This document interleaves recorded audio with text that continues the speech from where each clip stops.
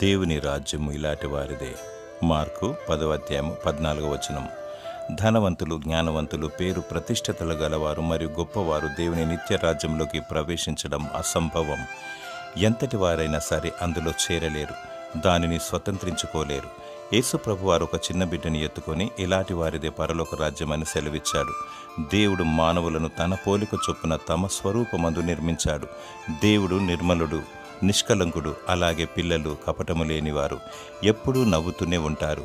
దేవుని మనస్సును పోలినవారు, ఇలాంటి వారిదే పరలోక రాజ్యము.